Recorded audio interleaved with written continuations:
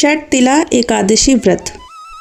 यह व्रत माघवदी एकादशी को आता है। इस दिन भगवान बैकुंठनाथ की पूजा की जाती है। व्रत रखने वाले व्रत रखकर तिल का उपटन करें।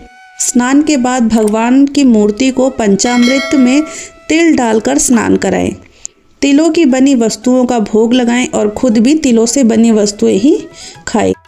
इस दिन 6 प्रकार से तिल प्रयोग किए जाते हैं, इसीलिए छह तिला एकादशी कहते हैं। तिला एकादशी की कहानी। एक समय की बात है कि काशी नगरी में एक मनुष्य रहता था। वह बहुत गरीब था। जंगल से लकड़ी काटकर लात गुजारा करता था, परंतु कभी कभी जब लकड़ी नहीं बिकती थी तो बच्चों सहित भूखा रह जाता था।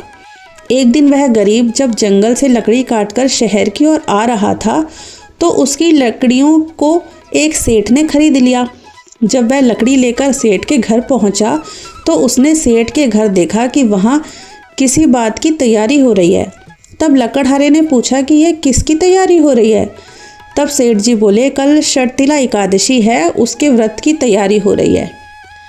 इस बात को सुनकर लकड़हारा बोला, इस व्रत से क्या लाभ है। तब सेठ जी ने कहा, इससे धन दौलत बढ़ती है, मन की इच्छा पूरी होती है। इसको सुनकर लकड़हारा बोला, इसकी विधि मुझे भी बता दो।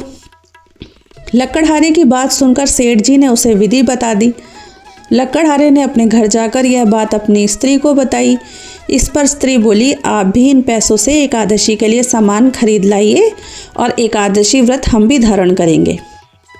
उसने वैसे ही किया और दूसरे दिन व्रत रखा और विधि विधान से भगवान की पूजा की और तिलों का दान दिया।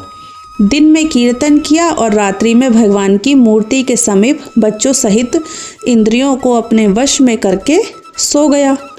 उसके 1 साल बाद वह गरीब आदमी काशी नगरी का सबसे बड़ा सेठ बन गया। हे एकादशी माता, जैसे तुमने उस लकड़हारे को धन दौलत दी, वैसी सबको देना, कहते को सुनते को हुंकारा भरते को।